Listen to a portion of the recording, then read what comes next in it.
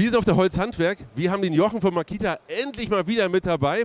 Aber besonders wichtig, die Neuheiten. Und wir schauen uns heute alles an, was auf dem Tisch steht. Aber besonders krass finde ich, wir haben hier einen Akkuschrauber mit 180 Newtonmeter. Jochen, 180 Newtonmeter in einem Akkuschrauber, der pure Wahnsinn. Was habt ihr euch denn dabei gedacht?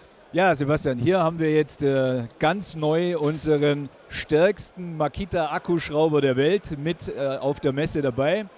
Das ist der DF003. Wir haben genau die Bezeichnung DF003G, wäre die exakte Bezeichnung für diesen Akkuschrauber aus unserer 40 Volt Max-Serie. Jetzt werdet ihr sagen, ja, hier stehen zwei.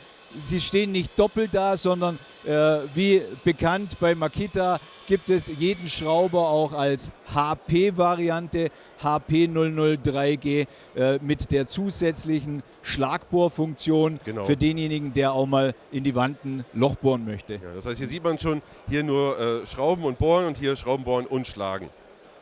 Okay, aber wozu zum Teufel braucht man 180 Newtonmeter? Ja, die Anforderungen, also zum einen können wir können es, die Anforderungen werden immer höher, dementsprechend werden Schrauben verarbeitet, wo auch der Akkuschrauber dementsprechendes Drehmoment braucht, Kraft braucht und da haben wir also jetzt hier mit dem Gerät, wie gesagt, den stärksten Makita Akkuschrauber ever. Wir haben im weichen Schraubfall hier 88 Newtonmeter, im harten Schraubfall 150 Newtonmeter und maximales Drehmoment, also Blockierdrehmoment 180 Newtonmeter. Das ist wirklich krass. Gab es noch nie. Wirklich, wirklich krass. Ja. Und bei so viel Kraft, bitte denkt dran, nutzt den Zusatzhandgriff. Ja? Also wir haben, bei beiden liegt er natürlich mit dabei. Nutzt den bitte, wenn ihr wirklich so viel Kraft auch aufwendet, dass ihr euch dann nicht irgendwie verkantet. Haben wir hier den Anti-Kickback-Schutz dabei? Ja, ich wollte gerade sagen, also die Geräte haben bei uns unser AFT, unser Automatic Sense Feedback Control. Das heißt also, wir haben einen Sensor hier verbaut, dass bei einer Blockade, also wenn das blockieren sollte, dann stoppt diese Maschine im Bruchteil von einer Sekunde. Können wir das simulieren? Ja. Ja. Hier seht ihr es, Hand ist noch drauf und er hat aufgehört. Ja, so wie es sein soll. Was mir übrigens aufgefallen ist, wir haben hier nicht mehr 2 Gänge, sondern wir haben 3 Gänge. Warum? Beziehungsweise, interessant finde ich Folgendes. Wir gucken hier mal drauf, wir haben im ersten Gang 650 Umdrehungen, im zweiten 1800, im zweiten 2400 Umdrehungen. Warum brauchen wir so einen Mittelgang? Wir hatten eigentlich schon bei vorigen Modellen, hatten wir eine Variante mit 3 Gängen. Und wir haben hier einfach die Möglichkeit, mit 3 verschiedenen Geschwindigkeiten dementsprechend auch ein breiteres Spektrum abdecken zu können, dass mehr Arbeiten quasi damit erledigt werden können, wo die jeweiligen Drehzahlen dann erforderlich sind. Na? Okay. Wir haben hier auch noch ein interessantes Detail. Wir haben die Einstellung vom Drehmoment, wenn es quasi überratschen soll, haben wir, wie schon bei unserem Modell DF oder HP001, haben wir nach unten verlagert. Ja. Das heißt also, die meisten werden das kennen, hier oben den Ring mit den Zahlenangaben, um das Drehmoment einzustellen. Das wiederum haben wir jetzt hier nach unten verlagert, haben dann hier ein Rändelrad unten an dem Gehäuse und dementsprechend natürlich reduziert sich die Wahrscheinlichkeit hier aus Versehen das Drehmoment zu verändern. Die Einstellung auch, wir haben hier einen kleinen Knopf, kann sich auch hier nicht von selber oder durch aus Versehen berühren verstellen, denn wir müssen das hier aktivieren. Wir drücken also den kleinen Knopf, dann leuchtet es grün. Wenn es grün leuchtet, dann kann man hier die Drehmomenteinstellung verändern. Und wenn wir sagen, so wollen wir es haben, dann gehen wir quasi hier wieder drauf und dann bleibt es in dieser Position stehen. Was ich an der Einstellung gut finde oder interessant finde, wir haben halt 41 Stufen und können das wirklich sehr, sehr, sehr fein einstellen. Also eine echt tolle Sache. Und vor allem, wir können es auch, wenn wir es auf Stufe 1 zum Beispiel stellen, ist ja kleinste Schrauben sehr perfekt versenken. Das ist schon echt gut gemacht, muss man sagen. Ja. Sebastian, was ich gerade sehe auch noch, wenn du den so in der Hand hältst, dann war bei vorigen Modellen immer mal so ein Kritikpunkt, dass hier oben an deinem Zeigefinger dass da die kleine LED-Lampe ja eigentlich einen Schatten wirft. Hier haben wir die jetzt nach unten verlagert. Wir haben also jetzt eine Vierfach-LED, die so hell ist und keinen Schatten mehr wirft. Also auch eine Verbesserung, was die LED-Beleuchtung beim Akkuschrauber angeht. Und jeder, der mal irgendwo in so einem dunklen Schrank drin lag und irgendwas bohren oder schrauben musste, weiß die Beleuchtung oder eben diese LED-Lichter zu schätzen. Ja, also ich muss sagen, das ist wirklich extrem hell. Ja. Habe ich so in der Größe auch noch nie gesehen. Ja. Kommen wir zum nächsten. Jetzt kommt die ganz wichtige Frage, Jochen. Team 18 Volt oder Team 40 Volt? Ja, wir können beides bedienen. Team 18, Team 40. Wer sich im 18-Volt-Bereich aufhält, bleibt dabei, wenn alles passt, alles gut. Ich bekomme Jochen nicht aufs Glatteis. Nein, auf gar keinen Fall. Nein. Also. Ich möchte noch mal wirklich betonen, es gibt keine alte und neue Serie bei Makita. Es gibt 18 Volt und 40 Volt. Deswegen keine Angst. Wir bedienen alle 18 Volt Kunden auch mit Neuheiten, wie wir hier jetzt sehen, mit Weltneuheiten, Weltpremieren. Genau. Aber ich möchte mal ganz kurz was dazu sagen. Es gibt natürlich 40 Volt Geräte, die geben nur in 40 Volt. Das hat ja auch seine Berechtigung. Ja. Absolut, ja. Und natürlich bringt ihr auch weiterhin 18 Volt Geräte raus. Wie man jetzt hier sieht, in einer Weltpremiere. Und zwar haben wir die neuen Arbeitsleuchten. Einmal 18, einmal 40 Volt. Aber vielleicht stellst du uns die mal kurz vor. Ja, also wir haben hier neue LED-Leuchten. Und die LED-Leuchten wiederum, die haben einen schwenkbaren Kopf. Also wir können den Kopf in verschiedenen Richtungen den schwenken. So natürlich jetzt mit dem Griff, beziehungsweise hier dem Grundteil können wir den schön aufstellen, die LED-Leuchten. Wer möchte, kann die Leuchte aufhängen. Wir haben also an den Leuchten einen Einhängebügel unten dran, um die aufzuhängen.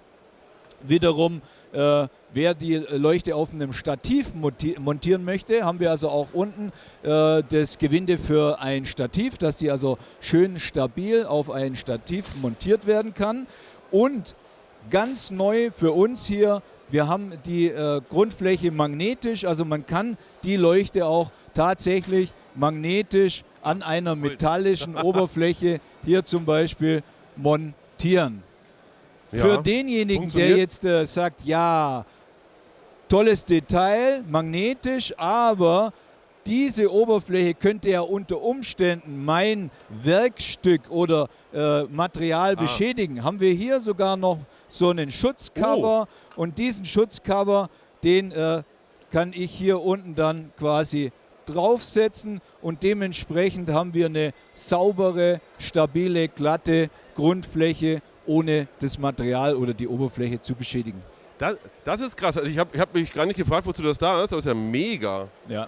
Eine Frage, wie viele Lumen haben wir hier eigentlich? Wir haben hier dreistufig die Leuchte zu schalten. Wir haben 500 Lumen, 800 Lumen oder 1200 Lumen. In diesen 3 Stufen, die man einfach hier mit diesem Drucktaster durchschalten kann. Ja, also 1000 Lumen in so einer kleinen kompakten Leuchte ist schon mega. Ja. Und für mich ist das ein absoluter No-Brainer. Ich brauche das. Ja. Also in der Größe ist das doch mega. Das hast du einfach immer dabei, dass du immer, ich sag mal, ein bisschen Licht hast, wobei 1000 Lumen sind nicht ein bisschen Licht. Ja. Das ist schon jede Menge Licht für so eine kleine Lampe. Und natürlich, wie wir zu Beginn gesagt haben, ganz schön, es gibt die als Variante für Team 18 Volt und es gibt sie als Variante für Team 40 Volt Max. Jochen, was ist denn jetzt hier los? Das Gerät kenne ich ja quasi, aber sieht nur ein bisschen anders aus. Was haben wir hier eigentlich? Ja, Sebastian, also hier haben wir neue Akku-Kombi-Hämmer. 40 Volt? In 40 Volt Max. Die Kombi-Hämmer ersetzen ein Modell, also wir haben hier quasi einen Modellnachfolger. Warum? Wir werden hier mit der Baureihe etwas kompakter, haben mehr Funktionen auch und dementsprechend eine Verbesserung in dieser Klasse.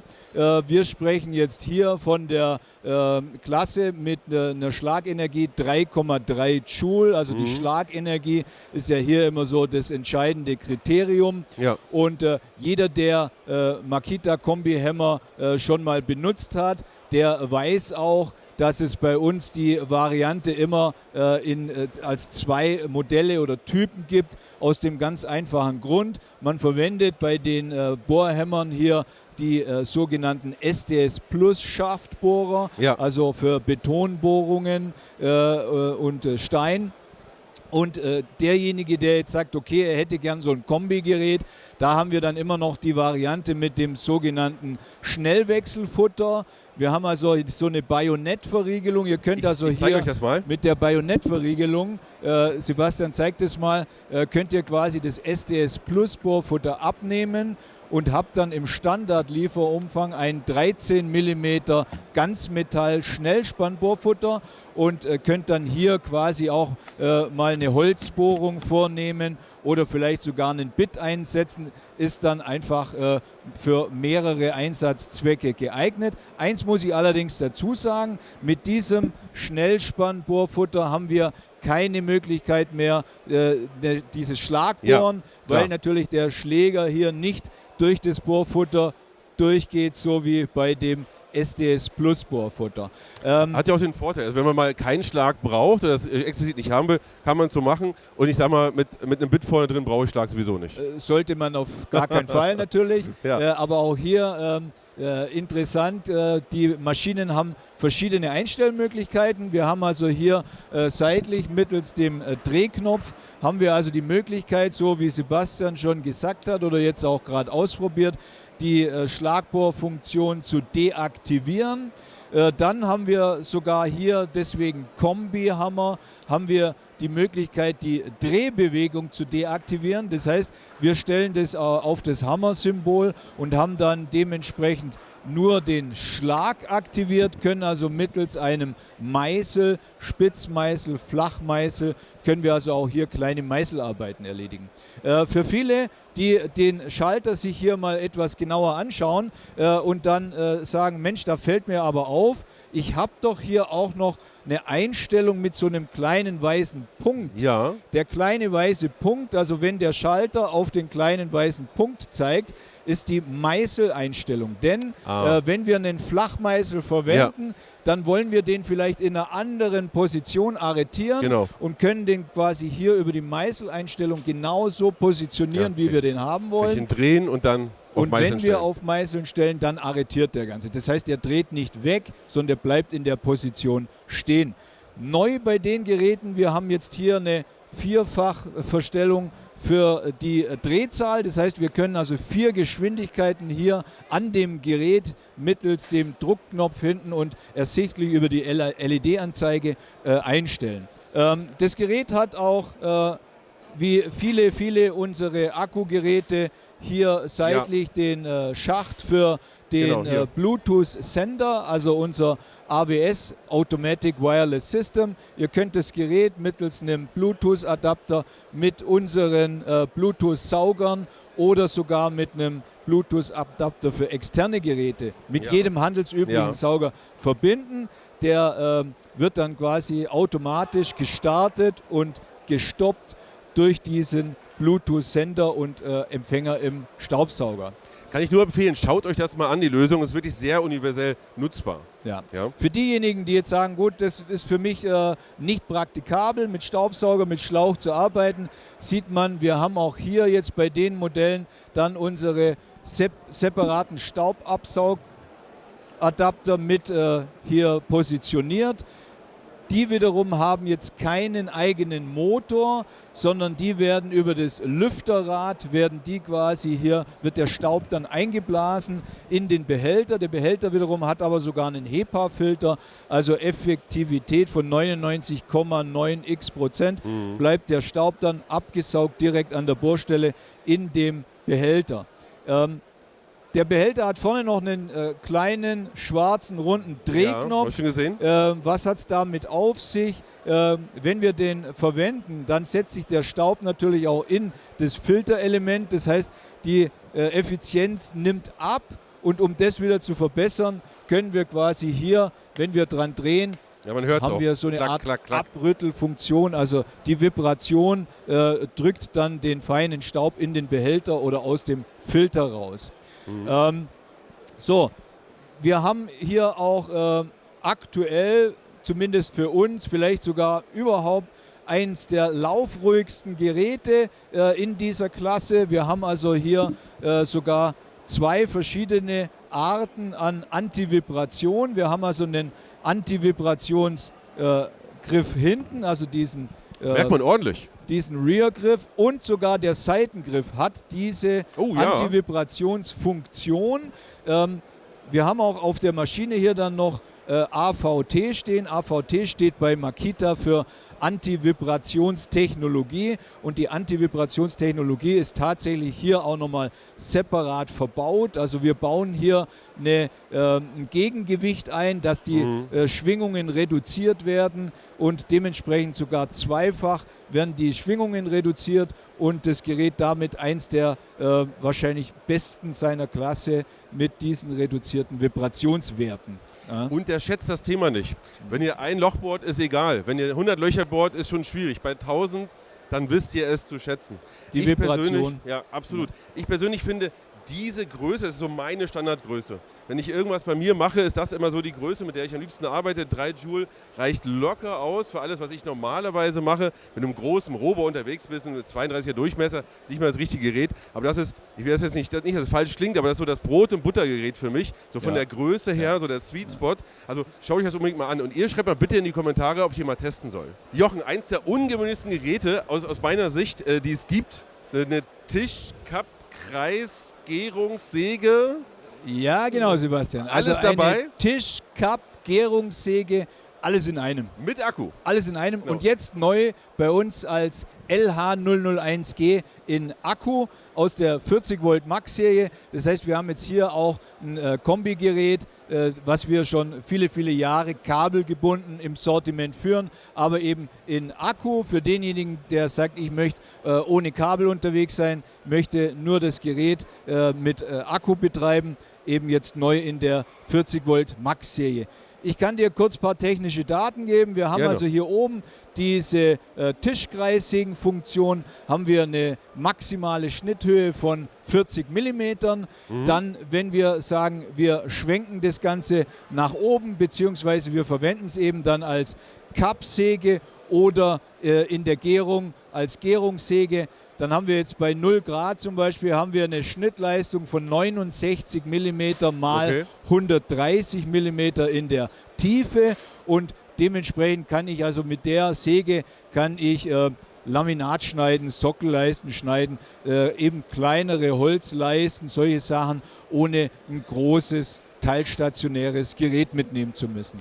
Das ersetzt natürlich keine große Tischkreissäge und keine große Kappsäge, aber genau wie du sagst, wenn du verschiedene Arbeiten so in Kombination ausführst, macht das total Sinn.